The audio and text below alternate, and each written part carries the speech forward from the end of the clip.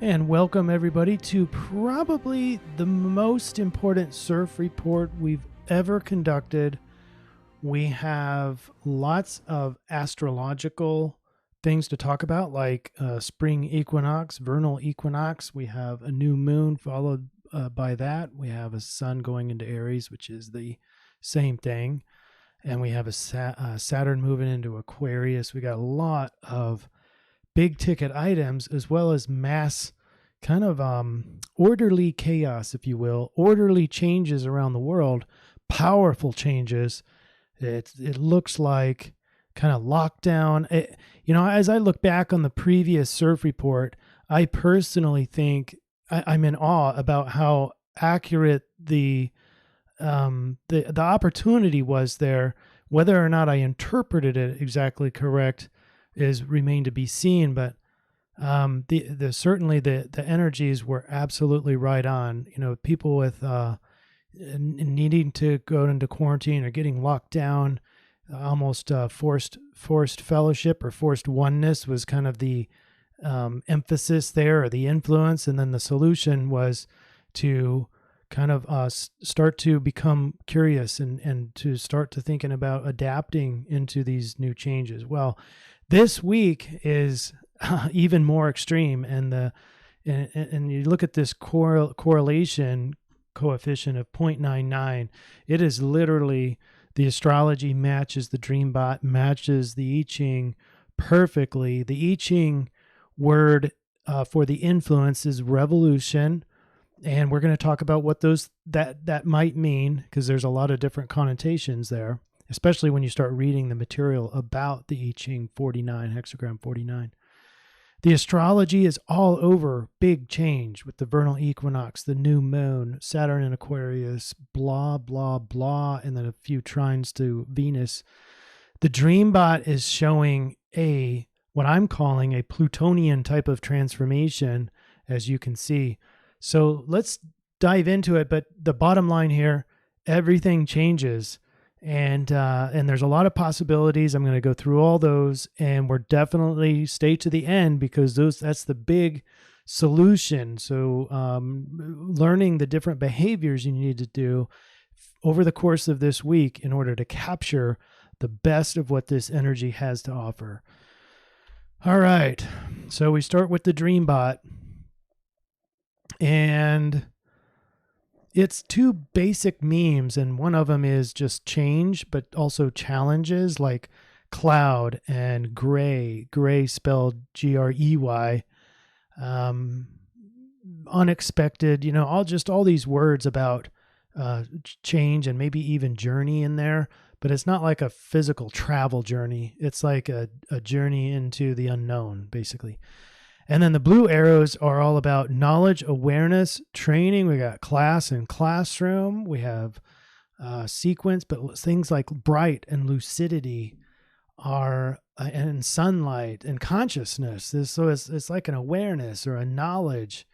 And I'm hoping that there's going to be some hidden knowledge that comes out, or a higher level of awareness that humanity is going to be offering. It's there in the subconscious. Whether it comes out remain to be seen, but the big thing here is the red arrows. Change. Humanity sees change.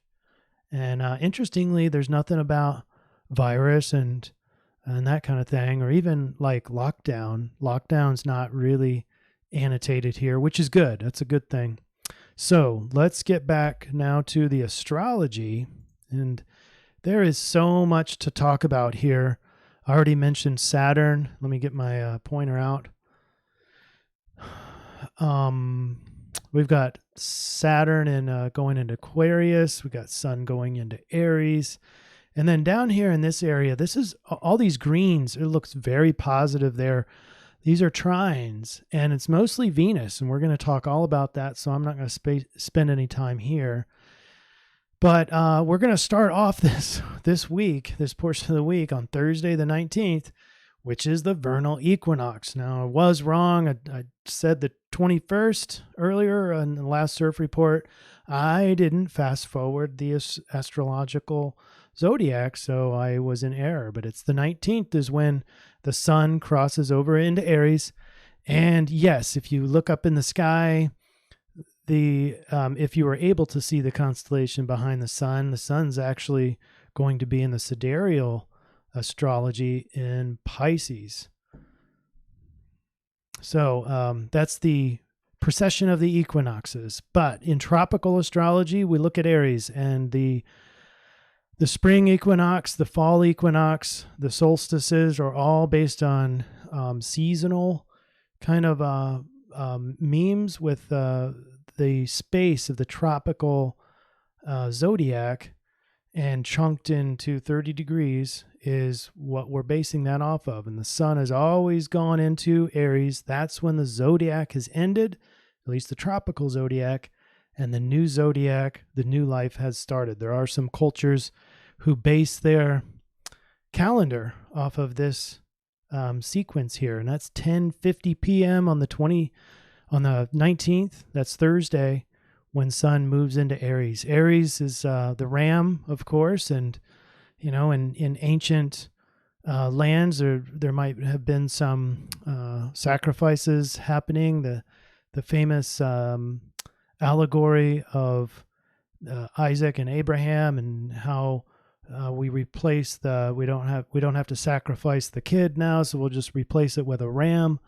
Some people think that is directly associated with Aries. And Aries fire can be kind of selfish or conceited, but a lot of fire, especially with the sun and moving forward in life, can be very impulsive. Now, you imagine this energy in a lockdown.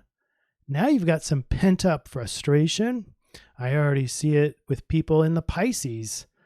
Not Pisces people particularly, but just with lockdown and quarantine already, without sun in Aries, people are already starting to get a little pent up. So imagine now with the sun going into a fire sign, that's going to really change things up in terms of claustrophobia and wanting to get out, and maybe just impulsively walking out all of a sudden, that kind of thing. But that's not the only thing happening here on the 19th. And by the way, the vernal equinox, this is celebration of growth and fertility, longer days. It's actually a balance. The night equals the day. That time in there, it's equal, hence the name equal. I think the actual name equinox means equal night. But there's an opportunity for a new you, and that's important because in terms of astrological newness, this is Aries. Aries, the first sign of the zodiac. So we're starting all over. This is a new beginning, and it's a new you, but now it's on steroids because we're about ready to have a new moon, which is the exact same kind of cycle. It's a new you. It's a new 2 weeks. It's a new opportunity. Even that is not the only thing happening here. I want to point out Venus with two trines to start off with, Mars and Jupiter.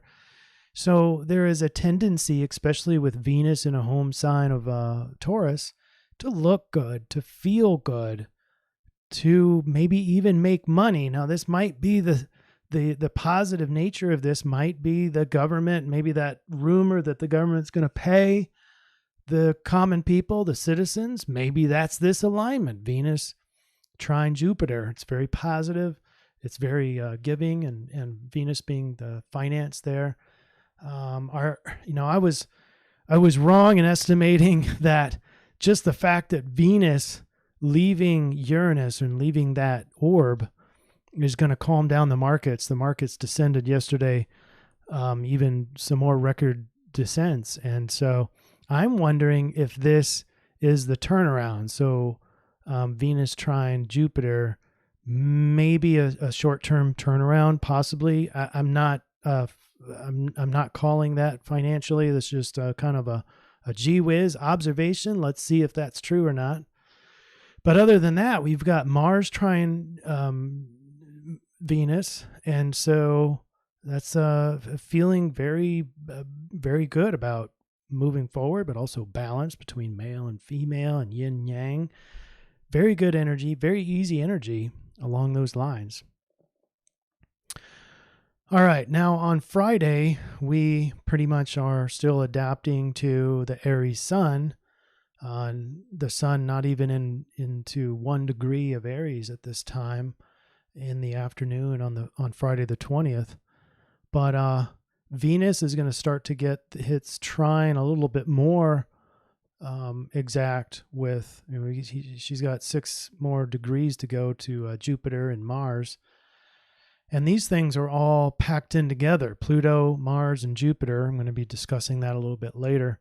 But really, I think just adapting to this new Aries energy, and it can be very strong, can be very forceful. It's forceful. It's a fire sign, impulsive, can be racing thoughts-ish. And sun moving towards Chiron. I'm going to speak to that a little bit later too when we talk about the new moon. On Saturday, so now we're getting into the weekend, the big news here is that there's opportunities with Neptune and Venus, and but also Uranus and Moon and Mercury. That was a mouthful. And so here's what I mean that opportunities exist when there's sextiles. And so these aren't going to last very long. One of them is the Moon and the fast-moving Mercury. So these are a fleeting opportunity on Saturday that where this like rare little window opens where all your dreams are both rational and emotional, which is kind of rare. Most people think of emotions as irrational by default. And this is going to be a case where your dreams, your illusions, your fantasies are going to make sense, and they're going to be emotional, which means there's going to be a lot of creative energy there. Now we have Venus with an extra trine, especially now with Pluto. So the transformative Pluto is part of this big old trine here, and Venus is getting closer and closer to going exact with these entities. So I think I'm going to be talking about it on Sunday. Yeah, all these things together, there's an exact conjunction with Mars and Pluto. This is very powerful if Mars is the warrior and get 'em done kind of person, and Pluto is the destroyer and rebuilder. Man, that's just gonna be that could be chaos when those two are together. It could be very conflicted, but it's going to be like feeling like an end to things. And you've got to remember that that's also the beginning, because Pluto is not just the destroyer, it's also the rebuilder. And so that's going to be a really interesting alignment. And all that together will trine over to Venus. So Venus hopefully easily makes it harmonious. It almost sounds contradictory, but makes it harmonious, makes it beautiful. Maybe the face of it looks beautiful, but underneath it is really chaotic. It is a triple trine, so it should be easy energy. And we never talk about good or bad energy because that doesn't exist.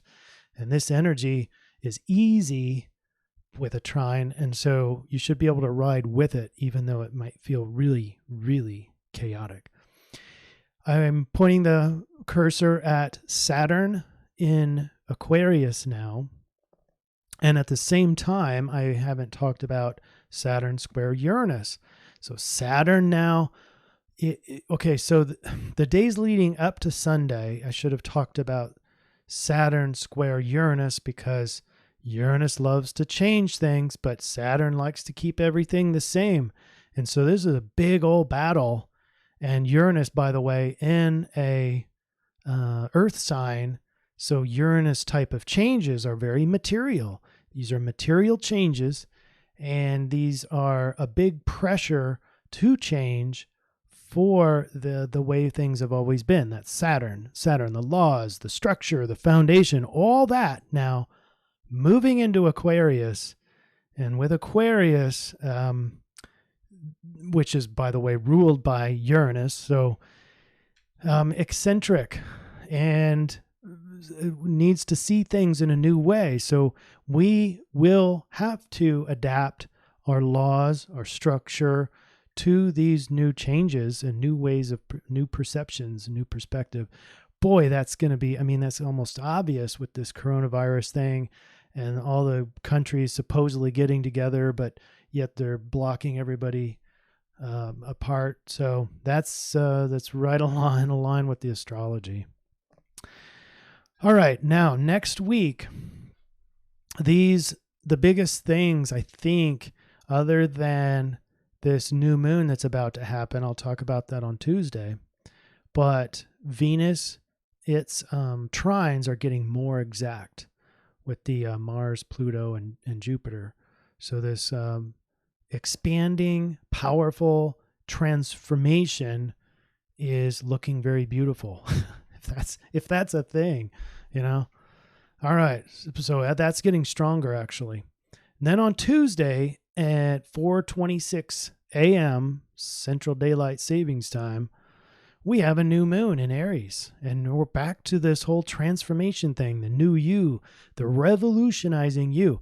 Oh, by the way, I forgot to keep talking about these strains of revolution, but this is one of them. The Mars, Pluto, Jupiter all together warrants a separate revolution type of alignment. Then we have Uranus square Saturn, which is happening this whole week as well. That in and of itself is a revolution type of alignment. Then you have Saturn going into Aquarius. That's a revolution of thought. It's a revolution of the way things have been, especially when it squares off to Uranus. All right. So now we have another transformation. This is the new Aries moon at 4 degrees Aries, 12 minutes. Powerful energies because of the alignment that we just talked about. Venus getting even closer to an exact here with that trine. So that's a revolution over here, and it looks beautiful with Venus, trine to Venus. And then right here underneath the highlighter is the new moon. So it's at 4 degrees, 12 minutes of Aries. And there's another planet there called Chiron. Well, not a planet. It's a little ice ball. And it's the proverbial healer. And so we've got a little added mix here of, so we got a mix of Aries. Aries can be somewhat selfish. I don't mean to keep harping on that, but individualistic. And it's about self. It's about the way I look. It's about the way I present to the world. All that can change. And now you've got a Chiron in there influencing service to others. So now all of a sudden the selfish Aries may have a desire or an influence to help others, and doing so actually helps myself. This is a very powerful new moon because it's the first new moon of the astrological zodiac. Because it's in Aries, and Aries is fire, so it's very forceful, it's very energetic, and you have the ability to get things done. It's about growth in the equinox, seeding, starting to seed your plants, and we can do that even metaphorically with your own life. So there's an opportunity there. This right here is very transformative in addition, so revolutionary in and of itself as well. Then Wednesday, we have some emotional blocks with the moon transiting, with hitting all of these other, this major inner chaos, Jupiter, Pluto, Mars. The moon squares all of that. And so emotionally blocked, we have maybe some distancing from that. Maybe it looks good, but it doesn't feel good at all. Looks good from Venus standpoint, but emotionally very suspectful of this inner chaos. All right, it is time for the I-Ching reading. And we asked that we were being told what the main influence is for this week. And it just so happened to be revolution, which is really incredible in and of itself. It's a lake over fire, meaning that The fire can burn or boil the water. In doing so, releases basically dries up the water. And likewise, the water can come down on the fire and bring it out. So there's revolution. There's one way or the other, it is going to change. The elements of this hexagram are fire under water. Fire evaporates water. Water puts out fire. Similarly, change often causes conflict. Let me read that again. Change often causes conflict. That's exactly what we're seeing. That's the influence. This is change. And I've got more about this change because I think that this kind of change, people are hoping for return. There's something in my intuition that says these changes along the way, first of all, there's going to be more changes, obviously. But it's kind of like a one-way door. It's not returning. And that is very much like a spring equinox. That's very much like a new moon. It's very much like a Plutonian transformation, just like the Dreambot said. So let's keep reading here. Revolutionary change is a period when chaos arises from order. It was orderly before. Now it's very chaotic. Let's remember that not all order is good. Not all chaos is bad. Chaos is often an integral part of the way things evolve. So in this chaos, orderly chaos, I want to put it right now at least, there's going to be an evolution, a change, an adaptation. How well you change with the times are going to be how well you are able to get a return on the behaviors as you move forward, especially this week. All right, combat between forces of dark and light are cyclical. One can become aware of these cycles and master them by preparing in advance. By preparing in advance. In periods of drought, even wild storms are preferable to just another sunny day. A new season awaits. I think that's pretty incredible that the I-Ching was spot on, a spring equinox. So we have 3 lines here, and that's the other thing I wanted to mention. With these 3 lines, all of the change lines happen to be on yang lines. So we're going to be making all these yang lines into yin, except for the bottom line. I find that very significant because we're starting with fire. It looks like, or the influence is a lot of fire, and then I'll show you what the solution here is in a second. But all these lines, line 3, 4, and 5, we have kind of a contradiction because line 3 is telling us that you want to stay in between this need for initiating action and then waiting or hesitation or procrastination. You don't want to be on one of those extremes. But line 5 says the opposite. It says, fortune favors the bold and strong of heart. Go ahead and make necessary changes. You know what to do. Don't stand on ceremony. Don't consult the oracle. Don't call home for advice. Just do it. Fear not. You will meet with success. That's line 5. And so with that contradiction, I think the best mode of action, I'm going to have this in the summary slide, is to check in with your inner authority. I'll talk about that here in a second in the solution. But line 4 is be especially wary of pettiness and narrow thinking. The image is of institutions in which certain values need to be changed, stressing justice as opposed to hypocrisy. Wow, doesn't that sound like today's discussion items? Good luck, promotion, and success are indicated, especially if you are in a relatively humble position or living a quiet life. All right, so we make those changes in 3, 4, and 5, and you get hexagram 24. See all these yin segmented lines, all 5 of them, and then the 1 yin line. So it's earth over thunder. It's the returning. No, this one is really interesting. I'll read the whole thing. A turning point recharges you and eventually brings success. This hexagram is associated with the turning of darkness back towards the light. The winter solstice, the shortest day of the year, the day when the darkness begins to decrease and the hours of daylight start to increase. This is the cusp of a turnaround, a time for letting go of the old, and making way for the new. This is kind of why I was saying that this change that we're going to see is a one-way door, a time of new beginnings, and it all starts with rest. Don't move too fast. A new momentum is just beginning. A turnaround requires that your energy be recharged by adequate rest so that your life force is not depleted prematurely.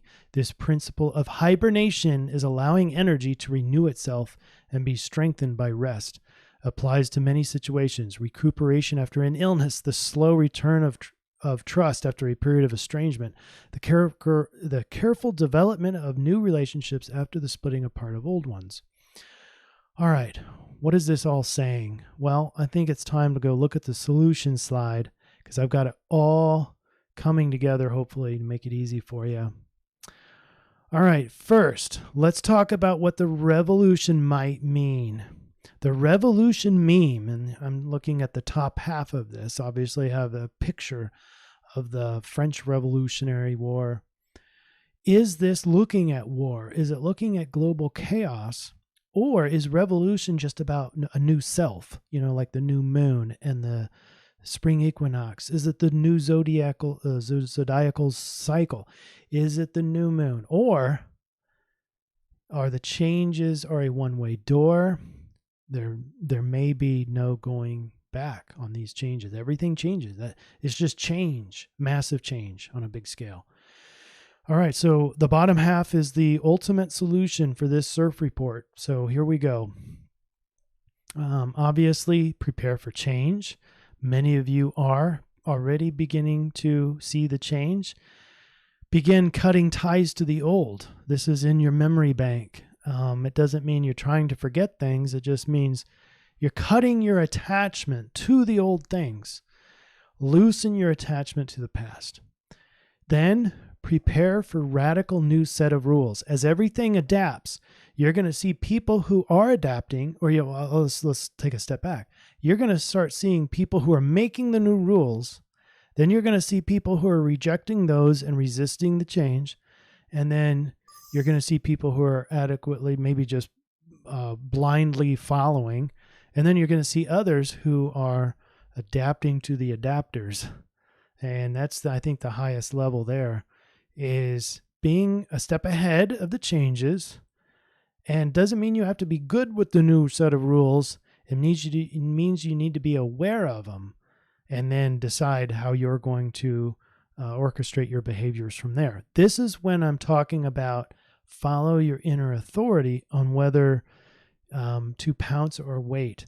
The inner authority, and what I mean here is in human design, we have, as part of your reading, your birth chart, you have an inner authority. It could be the solar plexus, the sacral, etc.